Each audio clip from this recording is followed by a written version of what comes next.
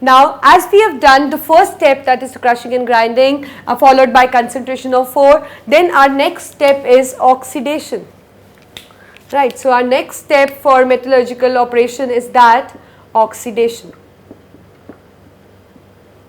Right, so we'll be just taking the second step now, that is the oxidation. And what does this step actually involve? What does this step will do for us, for ore? So what we have done, we have just concentrated our ore, and now what we want that our ore is now just free of impurities. We are at a stage that we'll convert our ore now into the metal oxide. So that is we'll do an oxidation, right? So see, what are the methods which are employed for the oxidation? So first of all, you should know that we have 4 kinds of ores. I have already told you. There is an oxide ore, there is an halide ore, there is a carbonate ore, and there is a sulfide ore, right? So we have common 4 types of ores, that is these 4 ones, right? So for we'll be doing different methods for oxidation depending upon that what kind of ore is that. So first of all, you should know that if you get to oxidize the oxide ore, then what you will do, right? Like for example, if I tell you that we have the concentrated bauxite ore, which is Al2O3. So which method you will employ for oxidation? What I want you to answer it. So just tell me that if you have the oxide ore, as I stated in an example, that is the bauxite ore, the concentrated bauxite ore. So what method you would be employing for oxidation? So just by looking at the formula, it should strike to your mind that in this method we convert ore into metal oxide, and the oxide ore is already present in the oxide form. So that means for this type of ore, that is the oxide ore, the oxidation step is actually missed because it is not required, because the metal is already in the oxide form. So we don't need to do the second step when we get the oxide ores. So that means for oxide ore, we will be skipping this step, as ore is already in the oxide form. But otherwise, there are 2 methods for the oxidation. One method is roasting and the other method is calcination. I repeat, there are 2 methods for the oxidation. First of all, for oxide ore we do nothing, right? But other than for other ores, what we have we employ only 2 methods. One is roasting and the other is calcination. So what is actually roasting and calcination, or you can say what are the similarities or what are the general equations or the general procedures which are done in the roasting and the calcination. So what we do in the roasting, we take ore. Similarly, in the calcination we take ore, and that ore should be concentrated. You know that we have to just make it go through this first step, then only we can do the oxidation, right? So here we have the concentrated ore, whether it is roasting or it is calcination. So what we are doing, we are heating ore. Similarly, in calcination we are heating ore. So again the similarity, we are heating concentrated ore in this, and similarly in the calcination we are heating the concentrated ore. But you know what the difference is, where the difference lies?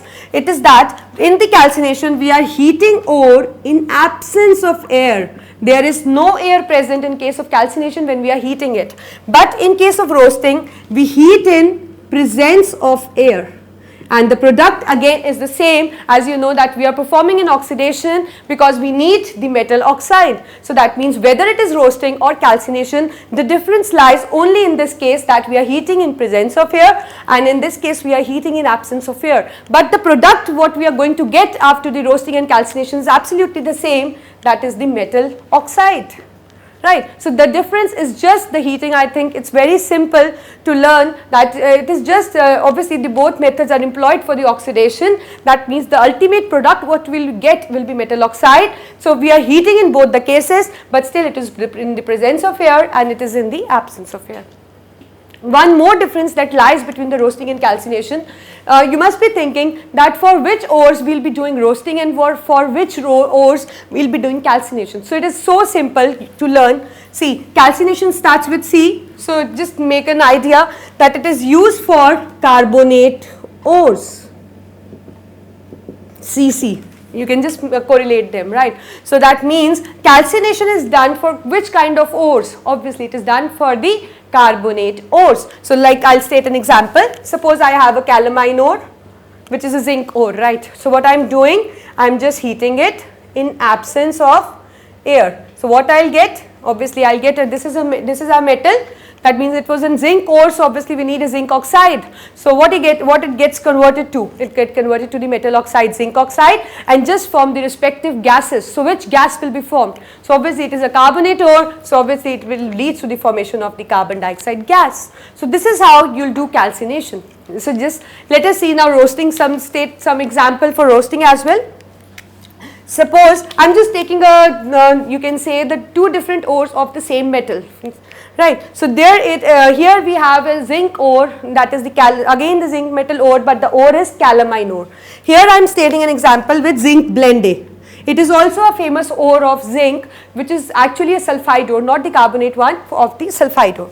So what I am doing, I am heating it in presence of air. So what I get, obviously we'll get a metal oxide. So obviously the metal oxide is going to be ZnO. And what kind of gases do you get to see that if when you will burn this sulfide ore, what gas you will get? Obviously we'll get SO2. So that means it is for SO2. So you should know that roasting is done for sulfide ores and calcination is done for the carbonate ores, and for oxide ore this method is not employed. That means because the metal is already present in the oxide form. So this is, we are just done with this third step as well, oxidation. I think it's clear. So we are just finished three steps of metallurgical operation.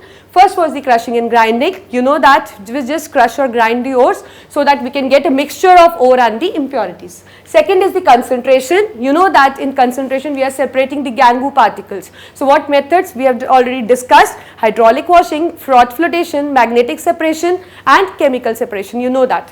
After doing this, what we do oxidation, right? And what are the methods employed for it? Obviously, if it is an oxide ore, the method is not required. That means oxidation step is just skipped. Otherwise, for sulfide ores, it is roasting, and for this thing carbonate ores, it is calcination. Now, the next step, what we'll be taking up will be reduction. So this is actually the third step of the metallurgy. And what is that? It is the reduction. Right. As you all know, what is reduction? We already did in redox reaction that what is reduction? Reduction is actually the addition of hydrogen and removal of the oxygen. So this will be doing now. See. So now the third step what we will be discussing will be reduction. Right. So like earlier we have the powdered ore, then we concentrated ore, and then what we did, we converted the ore into the metal oxide. And now in reduction what we will be doing, we will be just employing certain method so that our metal oxide gets separated from oxygen. This is how what we want in reduction, right? Because so reduction means conversion of metal oxide into metal and oxygen, or you can say it is a method which is employed to separate oxygen from the metal, right? So that we can get the metal and we can just purify it and can use in a ready to use form, right? So this is the third step, that is the reduction. Now again, there are many methods which are just employed for the reduction. So what are those three methods? First method is by heating. Second method is by use of reducing agent, and third method is electrolytic reduction. Right. So there are three methods for reduction. That means there are three methods which are employed to separate oxygen from metal. One is by heating, one is by use of reducing agent, and the third is the electrolytic reduction. Now the question must be just kicking your mind that which method will be employed for which kind of metal oxide, or which method will be employed for which kind of metal oxide. So it is very easy. These methods are actually employed according to the reactivities of the metal. As you are familiar that we have the reactivity series, that is the arrangement of metal according to their decreasing reactivities. You know that Kedarnath ka Mali Alu zara feeke se pkata. You know all that reactivity series. So we will be employing these these methods depending upon that whether that metal comes at the top of the reactivity series, or it comes at the middle, or it falls on the bottom. So accordingly we will be using these three methods, right? And this is very important question, and you get it from maximum time it is present in paper in 3-mark question. So you need to be well versed with this question. So again, just look at the board. So first step is by heating. So obviously if we have certain metal oxide and we can just separate the oxygen from metal by heating, so that means there is not so strong bonding between the metal and oxygen, right? So what kind of metal they can be? Obviously there will be metal which are not so reactive, which falls at the bottom of the reactivity series. So obviously suppose we have mercury, like mercury falls at the bottom, it comes in the category of the bottom elements, that means with the decreasing reactivities or with the lower reactivities. So if we have HgO, we can just separate Hg and O simply by heating. So as you can see, I have just heated, so it just separate mercury and oxygen. So that means heating method is employed for those metals which have low reactivities, or you can say which are just placed at the bottom of that reactivity series table. Second is the use of reducing agent.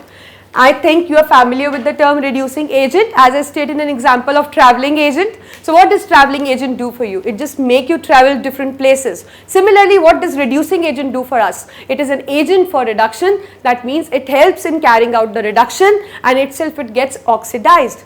So which kind of reducing agent we will be using? See, there are so many reducing agents, so we cannot use all those reducing agent in this metallurgical operation. So which reducing agents are commonly employed? They are carbon and aluminium. So two kinds of reducing agents are mostly employed in this reduction process, that is the carbon or in aluminium. So for which metals they are actually used? They are used for those metals which have moderate reactivities, that means which fall in the middle of the reactivity series. For example, we have, I'll take an example of iron. As you know, iron, zinc, aluminium, they all fall in the middle category. So here we have iron oxide, because we need to have oxide. So what we'll do, it will just combine with aluminium. So what aluminium will act as a reducing agent. What it will do, it will just reduce iron and itself gets oxidized. So here we see that it forms iron and it gets oxidized, Al2O3. So this is actually the second process, that is by which we can use the reducing agent, and we can just reduce the metal oxide. One more thing, because I have stated this example for you because this example is itself very important, that there is a special name which is given to this reaction, that is the thermite reaction. That is the thermite reaction. What does thermite word states? Obviously it is related with thermal. Thermal means heat energy. So obviously this reaction involves the lot of heat energy, and where this heat energy is used, or where this thermite reaction is used, it is used for welding railway tracks. So this is an important question, and you get it for 2 marks, that what is thermite reaction, and also state its use. So what you are going to write in, if you get a question like this, you will write that the thermite reaction is that in which the aluminium act as reducing agent.